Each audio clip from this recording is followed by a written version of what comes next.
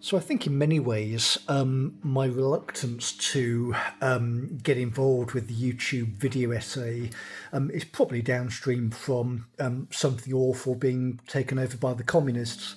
So if you're watching the main page in those days of the internet being taken over by communist revolutionaries, and you've seen the process of that happening, you probably aren't going to trust YouTube because your voice is on there. And back in those days, there was more reasonable fear about being caught not going along with the commies. I mean, if you're a catacombs Christian, as your father taught you to be, you've got to come out the catacomb at the right time. So the good bit about being a Christian is because you're intelligent, you can kind of feel it. All right, the commies have made their power grab. All right, they've overreached again. Here we go again, lads. So you come out the catacombs and go and get them. In Birmingham, of course, the Christian left. I think he was doing the mindfulness sessions. Then the commies took over in 2020 with the Fabians.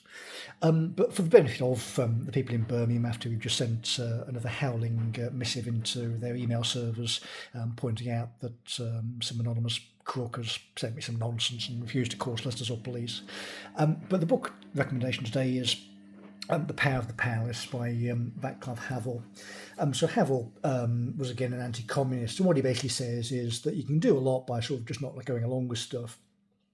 So in this case, the anonymous coward has sent some nonsense, but of course he hasn't really addressed anything at all. So again, intersectionality is quite important. So if my career has been harmed by intersectionality, then logically I can sue the organisation for damages, can't I? So one of the ways intersectionality is harmful, of course, is because it's bullshit. You can't actually make your staff go along with the cult because you can't really pretend this is anything other than a sort of nasty power grab ideology based on Crenshawism. It's all nonsense come from America. Pardon me. But you gain a lot of power by never going along with this. So in Birmingham, he's giving you mandatory equity training, and you're the guy saying, I'm sorry, equity doesn't actually exist. It's sort of common magic beans. You can't offer me equity. I'm an employee of the organisation. I mean, I was the son of a criminal defence solicitor. I mean, I've been an autodidact most of my life. I mean, it'd be good to sort of translate that into some kind of formal qualification at some stage. But if I'm working for whatever you're paying me to run the court service, then I'm not actually going to be told what to think, because you can't. I'm running the court service and we're putting through possession orders. That means I'm attacking people. So I need to think about ethics quite a lot, don't I? So the whole point of the job is not to attack people, it's to pull cases back that are not suitable.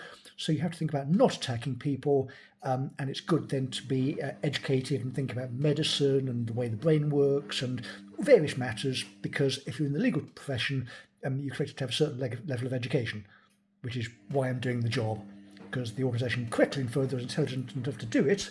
But when I'm saying to the organisation, sorry, these people are activists, don't belong here, and you're refusing to comply, then we can't run the court service.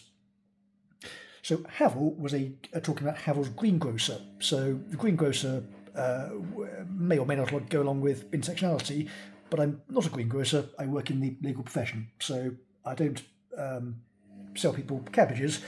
We work in words. So Birmingham is having a process where the words are being sent by an anonymous coward who's refusing to fetch police, as they have to, because we're reporting criminal misconduct. Various activists have been going into buildings, abusing corporate communication to attack people. We've put to the managing director that this is akin to thalidomide and Lysenkoism, which it is on both cases.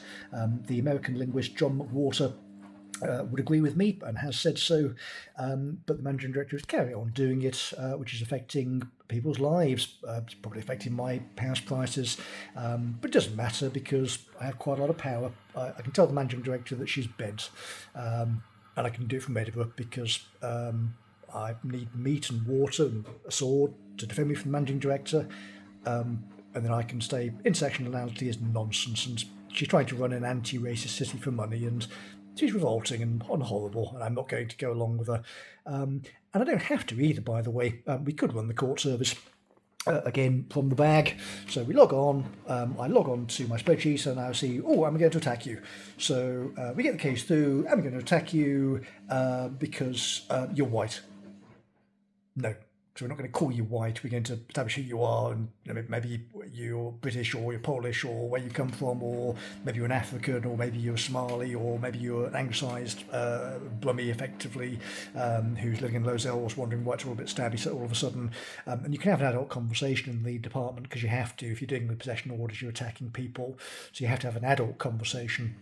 Which involves sex, death, violence, this kind of stuff. So at the end of the adult conversation, just before you attack the person, you realise, oh, right, we shouldn't attack them.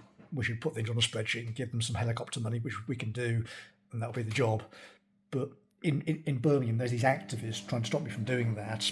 We can't report stuff under the serious misconduct policy because the managing director is trying to run an anti-racist housing service, we think, which we can't do by law.